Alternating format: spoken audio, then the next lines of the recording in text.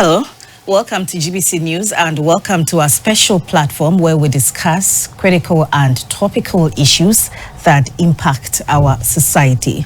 My name is Gifty Adjei. We're also live on Facebook at Ghana Broadcasting Corporation and GTV Ghana. So we have the pleasure of discussing a significant initiative which is dedicated to advancing gender equality in Africa. Our focus today is on the GIMAC network, a coalition comprising about 55 national and international organizations. This network is pivotal in curating a space for civil society organizations to monitor the implementation of the Solemn Declaration on Gender Equality in Africa.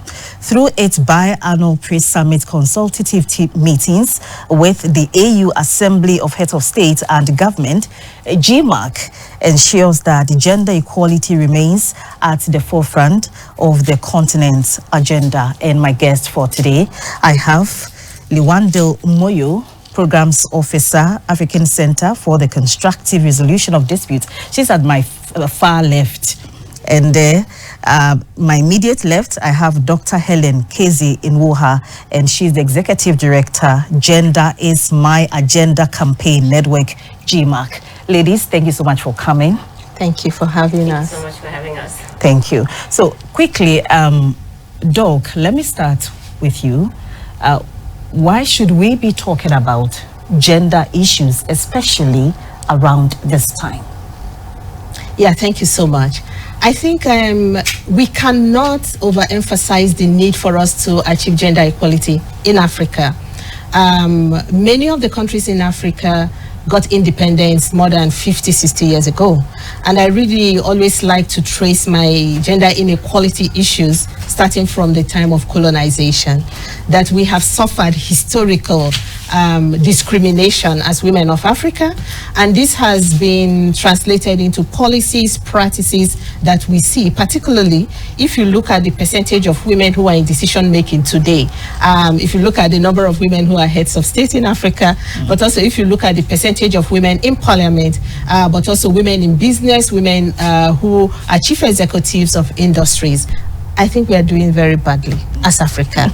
So, I mean, at any point in time, you cannot be asking why gender. Yes, gender all the time until we achieve parity and gender equality in Africa. We cannot stop talking about it. And it seems that we are very far from achieving gender equality because we have not paid attention to what is needed to achieve this. In terms of addressing gender inequality, looking at historical injustices that women has experienced in Africa, but more particularly because the theme of this year of the African Union is looking at how we can leverage on education to be able to advance growth in Africa, but also gender equality from our own perspective.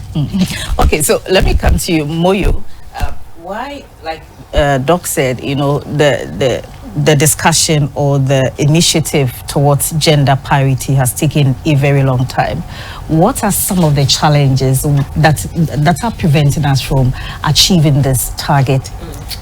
Thank you so much for the question. And just to highlight some of the things that Dr. Helen had already mentioned, the lack of access to education for young girls, lack of access to healthcare systems, and these healthcare systems in some way or another then have a way of affecting their health at a later stage. There's also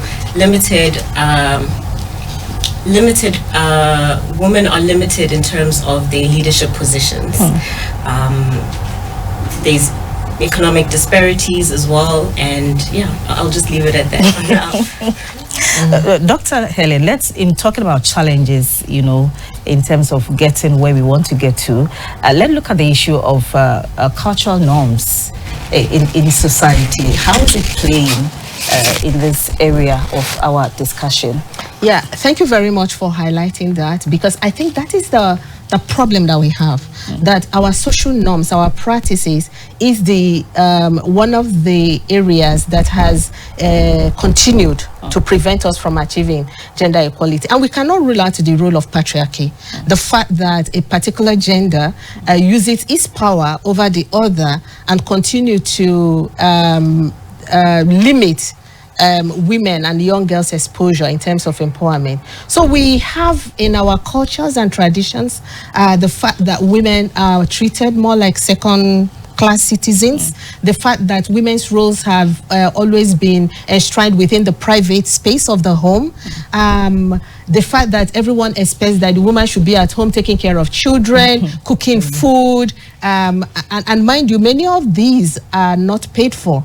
You know, and we are beginning to look at what could have been the contribution of the care work that women are doing to the economy in Africa that is not being valued.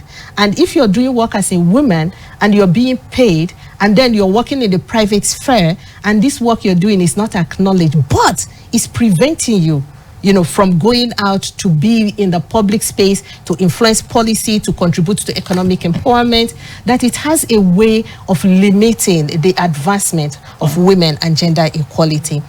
Cultural norms are difficult because they're enshrined in our traditions. For example, you're taught to respect your culture, cultural leaders, you know, and to live within the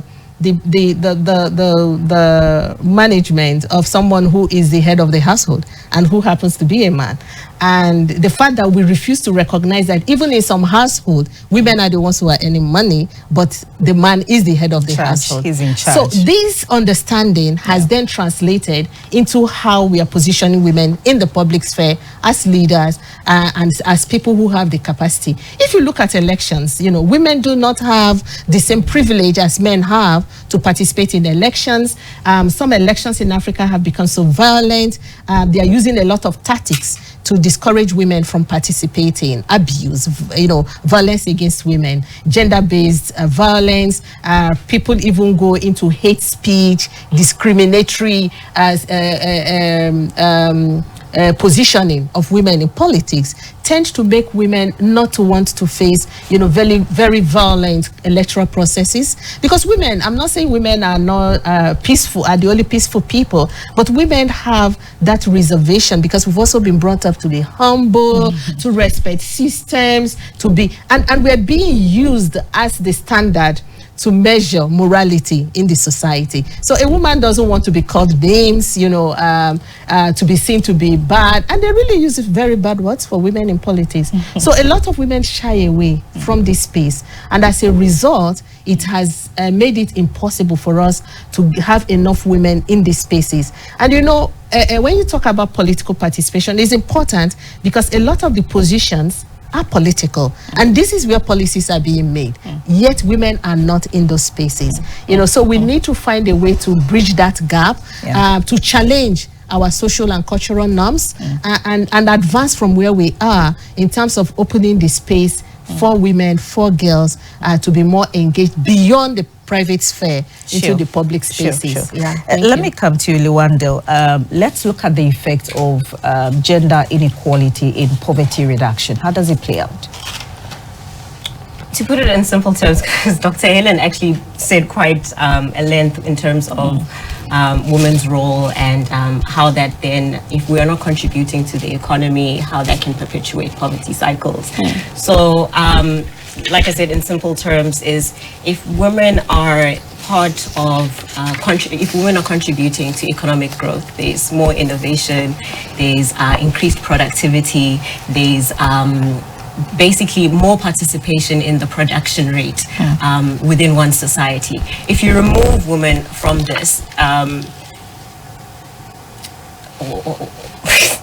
what happens? If you remove women make up majority of the population as well. So if you're trying to remove a large percentage of women from contributing to the economy or restricting the type of participation, that can have negative effects to the economy and also further perpetuate poverty cycle. Poverty cycles. Understand. Let me come to you, Doc. Let's look at the positive impact of gender equality on individuals and communities. You know, communities that have made it their goal.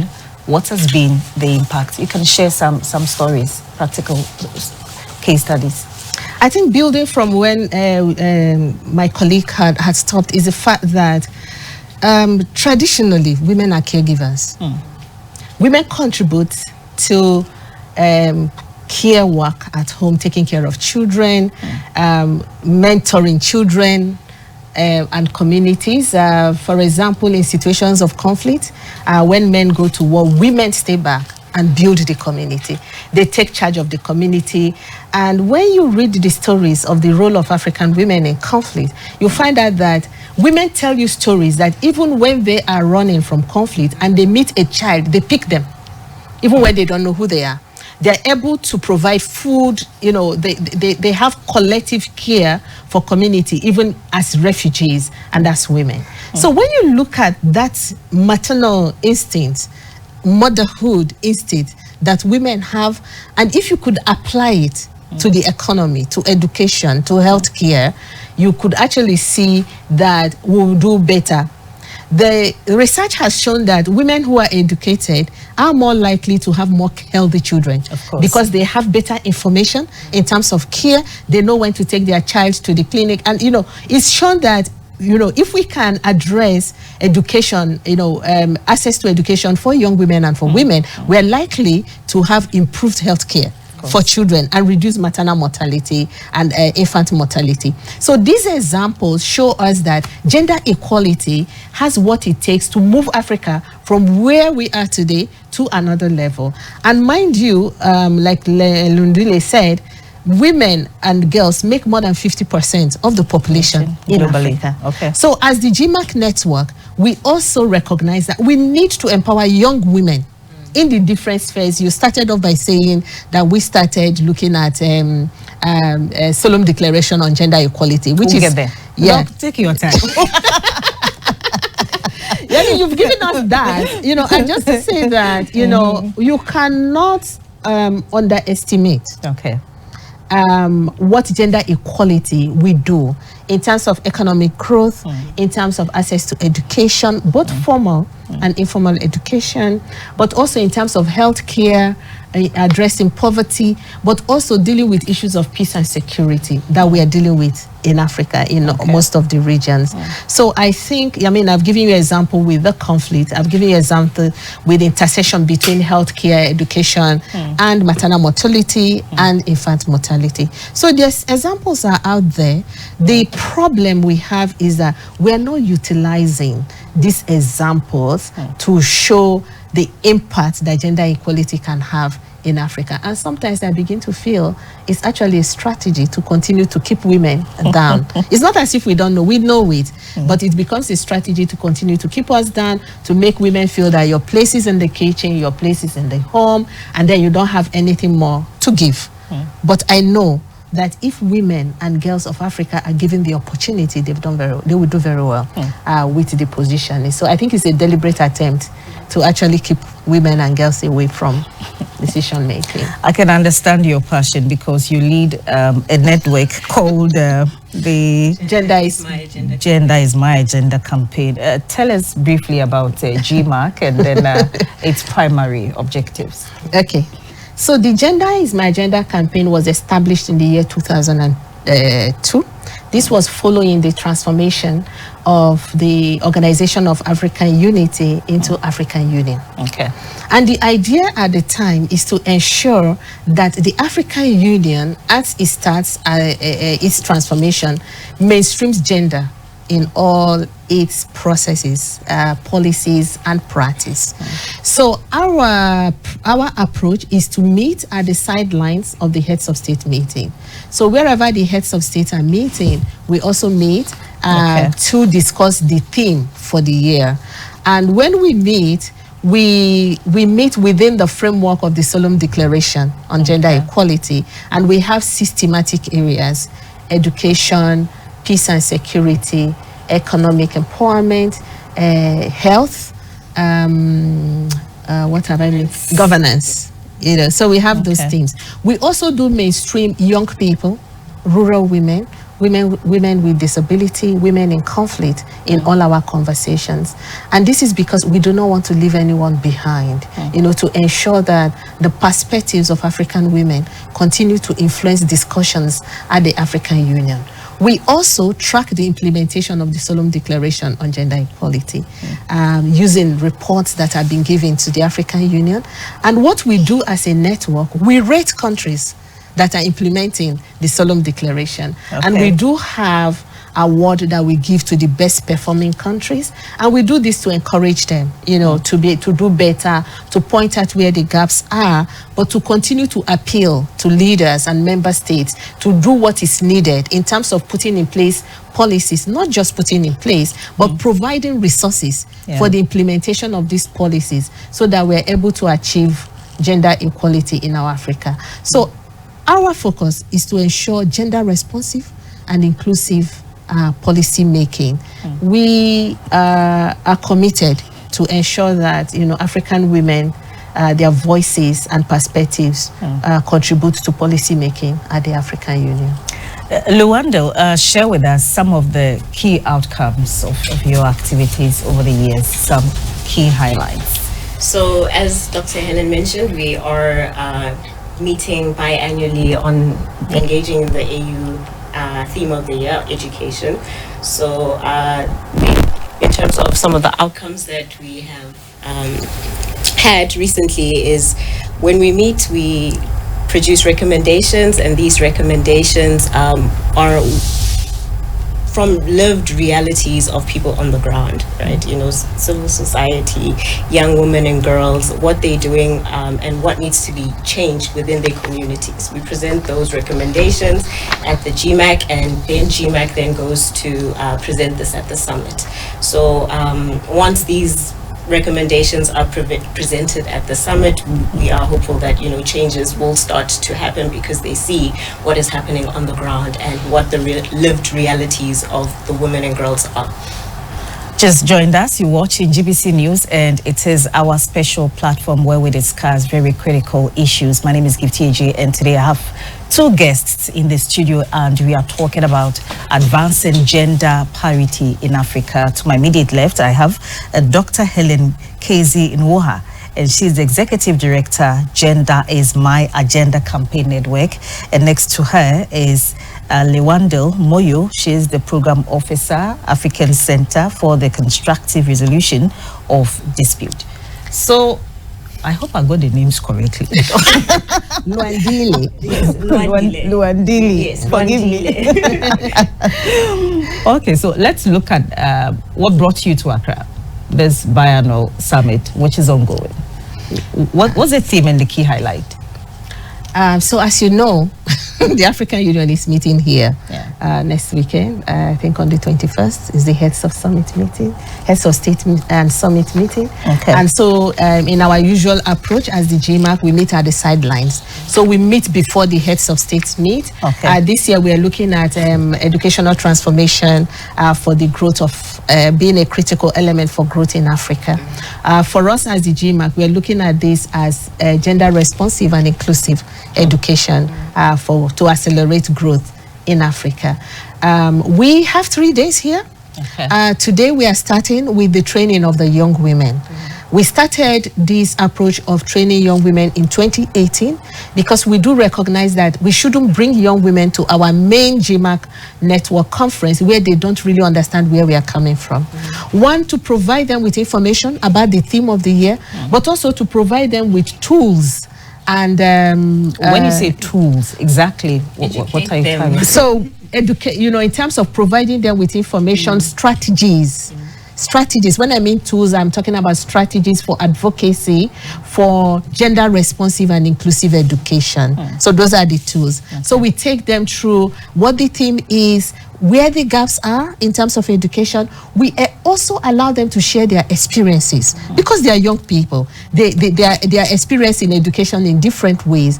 So young people from different countries in Africa will be meeting to share their perspectives on how they have experienced education, the best practices they've seen in terms of gender responsive and inclusive education, and they share that amongst themselves. What has worked in terms of providing education to girls in Africa, recognizing the different contexts that girls also live. Because while we are talking here, there are some girls who live with disabilities, there are girls who are living with HIV and AIDS, there are girls who are doing care work, but also there are girls who are living in conflict settings or in post-conflict. So these are the targets. So these are our target, this holistic group of people. And where are they coming from? So this, well, I've not checked the statistics, but as I attest to that one. yeah.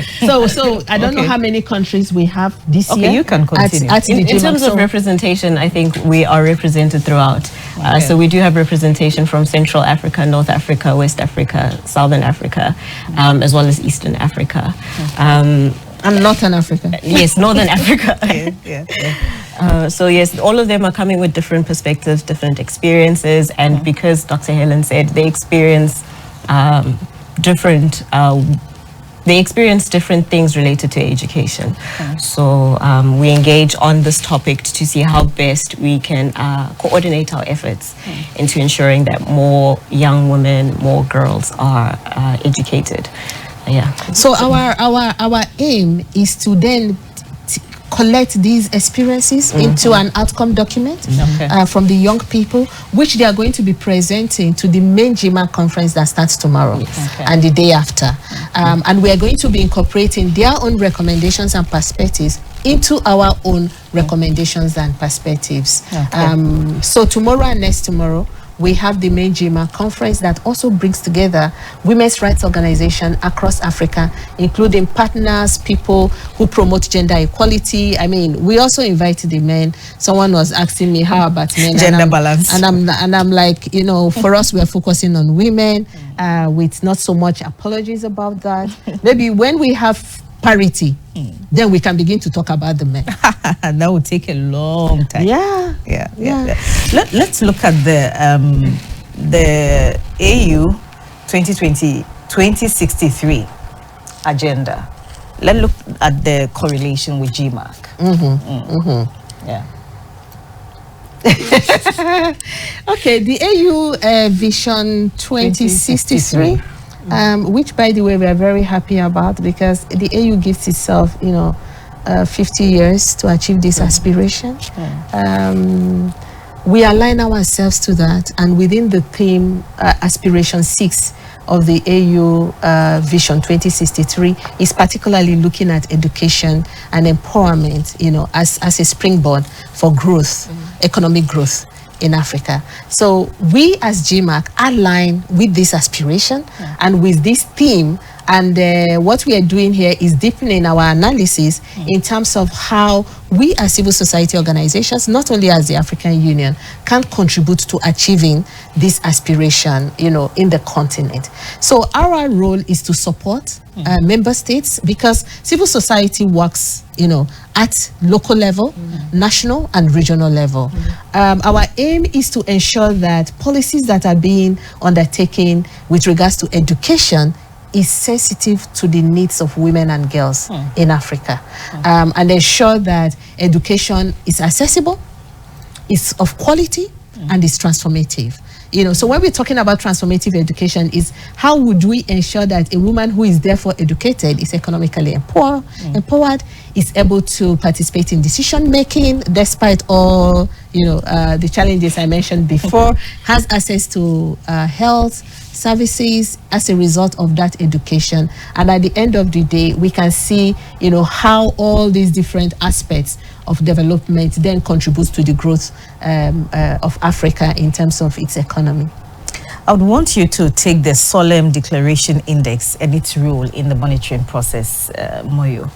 Kindly share with us some insights on the Solemn Declaration Index. Yes. Share what? Sorry, I didn't get the question. Solemn Declaration Index, yes, and its role in the monitoring process. Oh, I can give it a try. So we developed the index because we felt that many times we have policies that are being implemented, and it's very difficult to hold governments accountable. Okay. So we monitor one, because the role of the AU is to ensure that policies are put in place. So we are looking at which countries have put in place which policies, and how does that policy address the issues of gender inequality. Since you're in Ghana, yes. By the way, Ghana is the gender champion for the African Union. Okay. And this is coming from the fact that when we look at the Solemn Declaration, Ghana is doing very well, actually, in terms of putting in place policies to ensure gender equality and women's empowerment. I don't have the statistics in terms of Ghana, but we also see a lot of commitment from the government of Ghana to ensure that women have access to education, to health, from the policy perspective. So don't get me wrong. Policy and implementation are now different. looking at it from how does this translate to the empowerment of a simple Ghana woman or girl who is living there in the community is another conversation that we need to have. But in terms of putting policies in place, I think Ghana has really made a significant stride to make sure that they have put in place these gender equality policies, addressing gender-based violence, but also inclusive education, as if I may say, in it. The extent to which these policies are translated to having women in decision making is another story. So we really want to encourage that having policies is not enough. Its implementation is what we will call the government of Ghana, to ensure that these policies are implemented, but that they also provide the budget for implementation. Because we can have policies, but if we don't have money attached to its implementation, it looks like it's almost like lip service. So we have the policies, and then what? We promote gender budgeting, that in any aspects of development in Ghana, be it education, health, that a particular portion of the budget is allocated, to ensure that the issues of gender equality is addressed. I know what you're doing can be very difficult. It's a huge task. And of course, it comes with some amount of challenges. Would you want to share with us, Moyo, some of the challenges the GIMAC project is actually encountering in the process of gender equality? The reality is, like Dr. Helen mentioned, that, it becomes a challenge with budget. Right? Budget finances. Budget constraints. There's only so much one can do, right, in terms of ensuring that we engage women at a local level. We have dialogues, we have workshops, we capacitate women. It's making sure that all of those efforts are translated into tangible. And it's not just the network. We need support of government. We need support of heads of state to ensure that all the efforts that are happening on the ground are materialized. So, I'll leave it at that. Doc, of course, negative, positive. It can't always be negative. I'm sure you might have also recorded some positive. So I think the major challenge we have is socio-cultural norms that continue to pull women down. The challenge we have as gender women activists is also the fact that many governments, they say these things, but they don't put it down in practice. Let's look at the continent as a whole. Which areas would you say needs to redouble their effort? You've mentioned Ghana, that Ghana is doing so well. Let's look at specific areas that you think a lot needs to be done. I think we need to do more in terms of women's political participation. Because we need generally we need women to be in those spaces of policy making and policy implementation. So if women are not in decision making, we'll continue to suffer from here. But from the other thing is also having women is not enough. You need to have the right women. There are also women. So there are categories. Yeah, there are also women who are there, but they are equal to men. So they, for example, don't understand what is needed and why women should be at the table. So it's a bit of, I don't know how to describe it, but we will want to be very careful, because we don't also just want women just because they are women. We want women who understand why they are there and why they should promote the gender agenda and why it is critical at this time in Africa and why it is important for the development of Africa. We don't want women who go there and they even begin to sideline women as well. And we've seen it, in many cases where women become the worst, negative impacts on gender equality. I think the other aspect is economic empowerment. That women have been involved in micro, and I really hate the word micro, because there's nothing micro about women in the economy. That, you know, government needs to provide women with the needed resources. But it's a bit, the intersectionality about the issues of women in Africa is, for example, when I talk about women's economic empowerment, you can say women do not have access to loans because women do not own land. So why do women not own land? Because tradition does not allow them. So it's so many things we're dealing with at the same time. So how do we address it right from the root? And the root I started with is socio-cultural norms. Why shouldn't a woman inherit land, for example, and be able to use that land as a springboard for her to get into business to access land?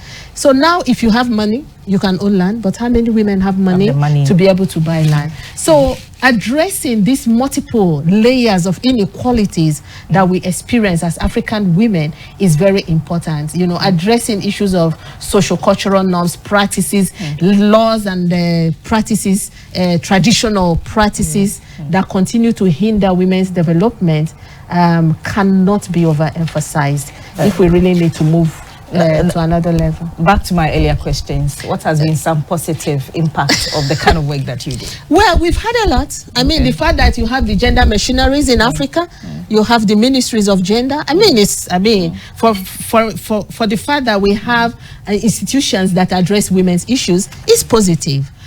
We've also had a number of the Solemn Declaration on Gender Equality, which gives the direction to countries to then adopt national policies for gender equality, is another one. The fact that we now have policies that address gender-based violence, we have mechanisms to address gender-based violence, it's a positive.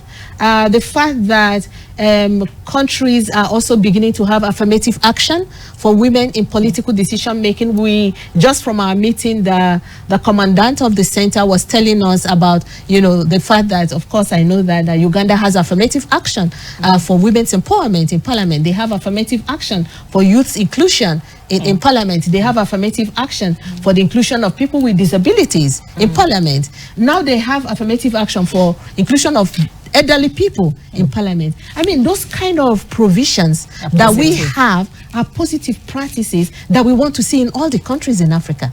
So, for example, does Ghana have affirmative action for women in parliament, that they compete amongst themselves instead of competing against the men, so that they are assured of 30% representation in parliament and therefore in policy making? Briefly, let's look at your current priorities now. What are the new projects you are hoping to undertake to intensify or solidify what you've done or currently doing? So, like, you know, GIMAC is a network, right? A network that comprises of various organizations that focus on various issues, right, related to women or otherwise anything else. So, in terms of the particular activities that we are currently doing at Accord, I'll speak on Accord, is we address issues at a local level, at national and regional, but I'll speak mainly to the local. And we raise awareness on gender equality, right? Women, peace and security, what is it? What does it mean in your lived realities, in your practical experiences on the ground? There's gender-based violence, there's gang violence, there's all these issues that women face on the ground. So what is it that you can do to advance yourself at that level? So capacity building, you know, dialogues, forums, just making you aware of the things that can change and, you know, assist in some of the tools that can assist in, you know, creating that change. We are wrapping up, but let me come to you, Doc. Practically, what can individuals and communities do to intensify this kind of projects that you and other organizations are championing towards societal good? Just to add to Lwandile, as the GIMAC network, we are currently also pushing and bringing the perspectives of civil society organizations in terms of assessing the Beijing Platform for Action, which is going to be 30 years next year. We've also been engaging in conversation with the Convention on Elimination of Violence Against Women and Girls in Africa, which is a convention that has been called by the African heads of state that have been promoting positive masculinity in Africa, and we're looking forward to having this policy in place next year that then holds everybody accountable to eliminating violence against women, which is a huge problem in Africa. So my call to everyone, everyone in Africa, men, women, boys, girls, and everyone, is to address the issues of socio-cultural norms that continue to put women and girls down, that prevents them from accessing education, that prevents them from being able to be economically empowered, to access health and all the different areas. But also, I think we cannot take away the fact that if we do not have a peaceful Africa, we're not going to develop. So calling on everyone who is active in propagating conflict. I also want to say that, many times we have a lot of external actors who tend to influence these processes, that they need to respect the sovereignty of Africa. We are promoting that we should allow Africans to solve Africans' problems. That's a big one. Because we have what it takes. This is our continent. And so you can't tell us what to do in our continent. We are the ones who are living in this continent, and we know what it takes. But we've had a lot of influences, giving us. So I would like to call on respecting indigenous knowledge in terms of what we as Africans can do for ourselves, and allow us to solve African problems by ourselves, because this is our continent. And how do you envisage this campaign in the next 50 years? Oh, wow. Wow, the next 50 years. Change doesn't happen overnight, right? And it's definitely, in 50 years, I really do hope that even if it's not gender equality, we are definitely in the right direction. And my parting points would be that I feel like it starts at home, right? And we can talk about, national, we can talk about organizations, we can talk about governments and all of that, but the practice starts in our homes. And once we continue in instilling that within our homes, within our children's, I think we'll make a way. Yeah. Doc, I'll ask you the same question. I know you're itching to talk. So you take your bites. Take your bites. So what was the question? So how do you envisage this campaign in the next 50 years?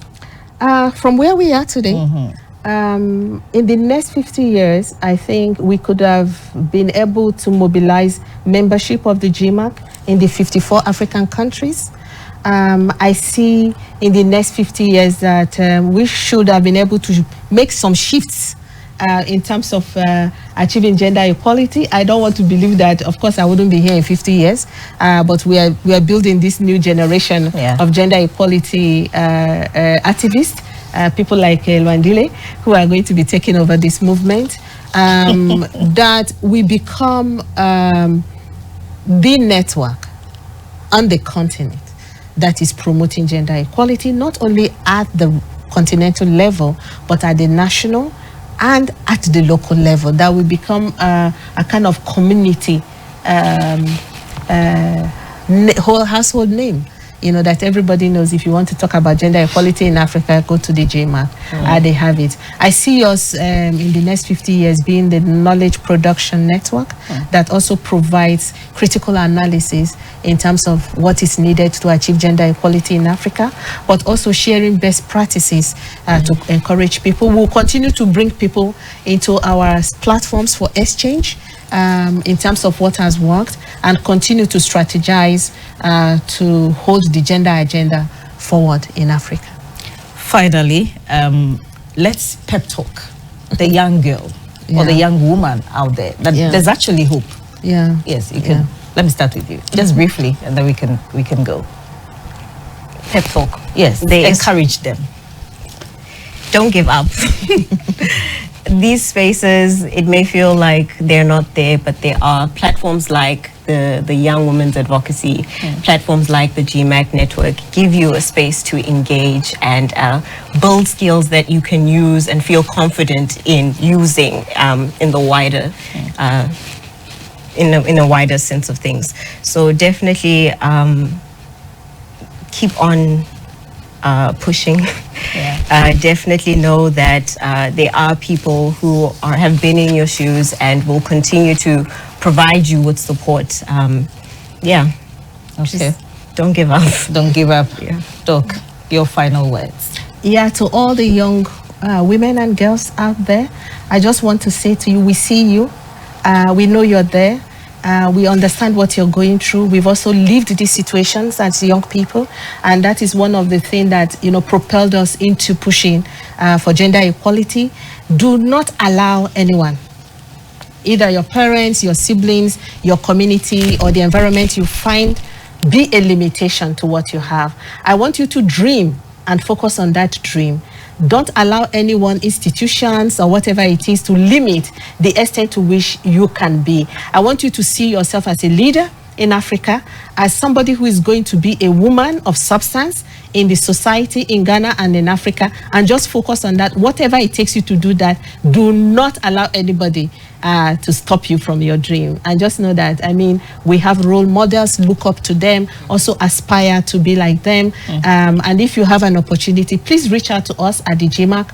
If you have a phone, just Google GIMAC. You will see where to find us, and we're always here to provide mentorship, you know, or any kind of guidance that you're needed. But just know that we see you and we love you. Good one. So it says dream, and then focus on that dream.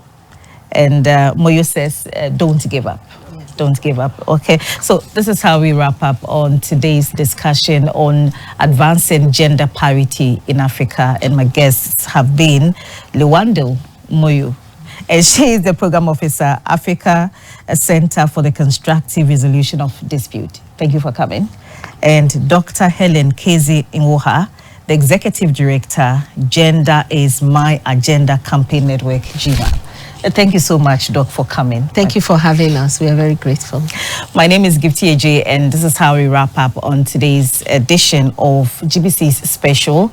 We're also on social media, on Facebook at Ghana Broadcasting Corporation and GTV Ghana. Thank you for watching. Bye for now.